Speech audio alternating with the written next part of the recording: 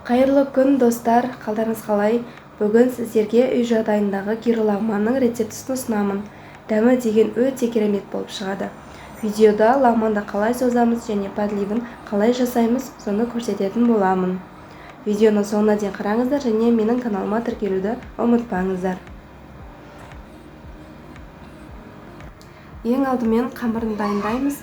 Бір жұмыртқаға бір пиала су құйып, дәміне қарай тұз салып, орташа қаттылықта қамыр илейміз. Егер қамырымыз жұмсақ болып қалатын болса, созғанда үзіліп кете беретін болады. Егер лагманды көп созамын десеңіздер, су қосып илей бересіздер.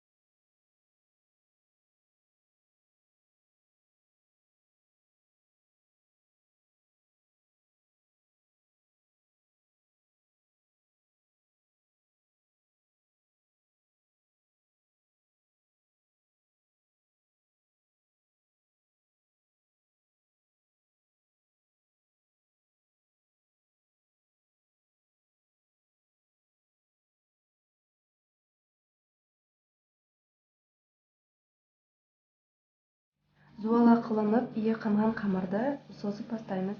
Ең алдымен қамырымызды аздап жайып аламыз.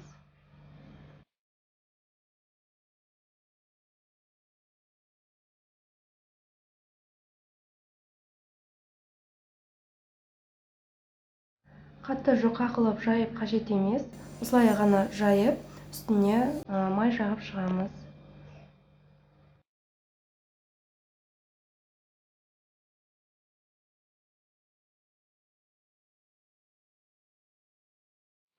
Енді қамырымызды біркелкі етіп кесіп шығамыз.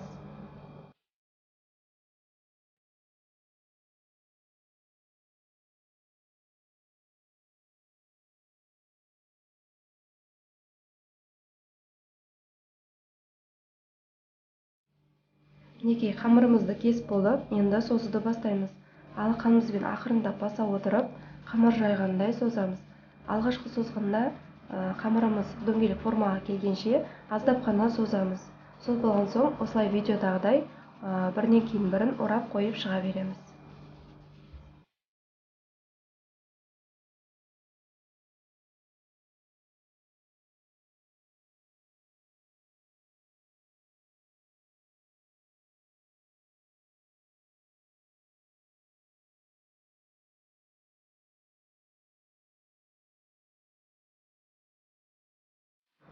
Осылай созып болған соң, үстіне жақсылап май жағып, пищевой пленкамен бетін жауып қоямыз. Сонда қаязмай қамырымыз жұмсап, созуға жақсы болып тұрады. Осыны 5-10 минутқа қалдырамыз осылай.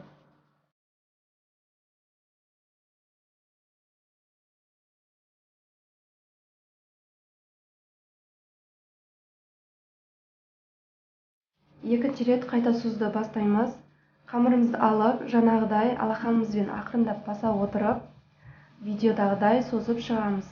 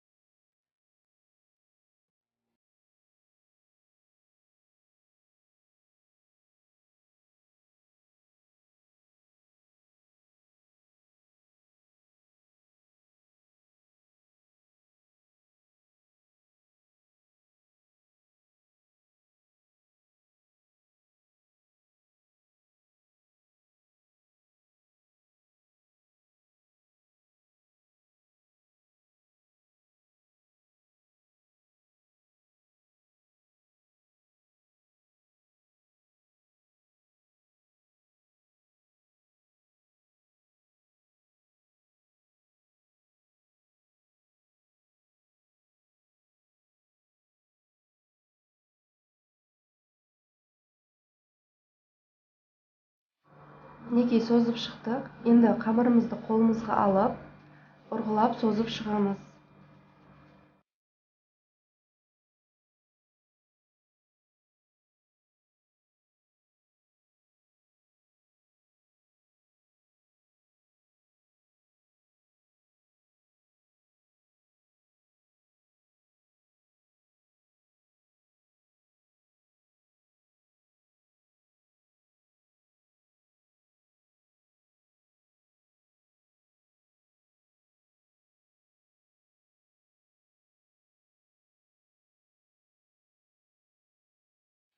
Мен алдын ала суға тұз салып қайнатып қойдым. Қайнап тұрған суға қамырымызды салып, шанышқының көмегімен осылай ажыратамыз, бір-біріне жабысып қалмас үшін.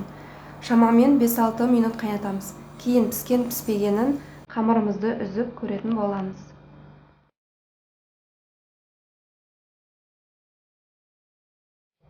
Қамырымыз піскен соң, қамырды салқын суға салып аламыз және жақсылап майлап араластырамыз. Сонда жабыспай жақсы тұрады.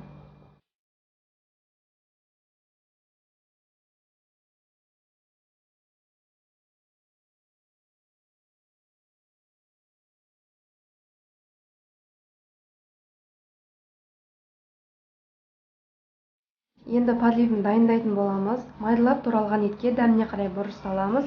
Менде тұздалынған ет, сол үшін тұз салмаймын.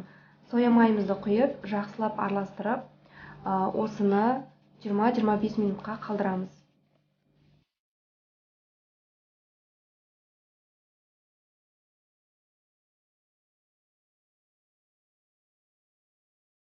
Мен заттарды алдын ала осылай турап алдым. Рецептісі описанияда тұр.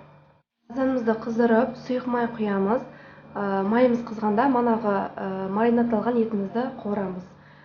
Етіміздің шамалы суы шығады. Суы тартылғанша біраз қуыратын боламыз.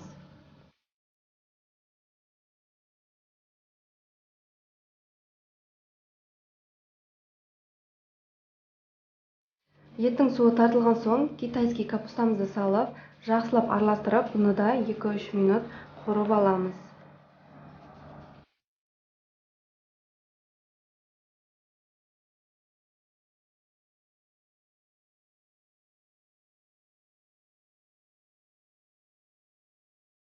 Енді тәтті бұрышымызды салып, бұны да 2-3 минут қуырып аламыз.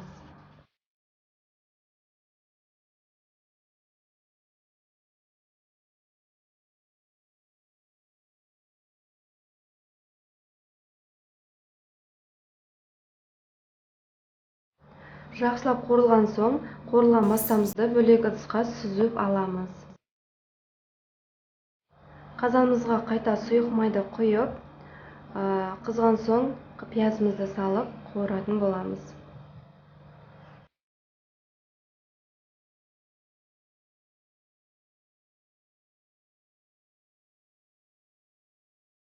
Пиязымыз қуырылып жатқанда аздап сарымсақ саламыз.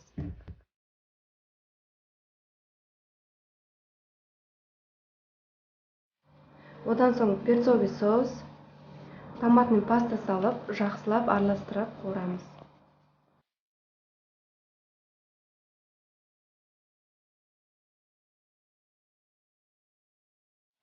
Сосын дәміне қарай паприка, бұрыш, тұз саламыз. Және соя май құямыз аздап. Жақсылап араластырып қуыратын боламыз.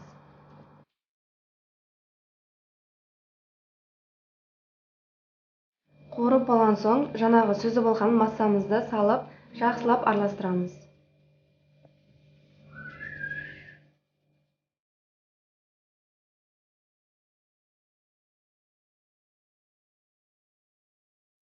Енді қайнап тұрған суымызды құямыз, шамамен 1-1,5 стакан.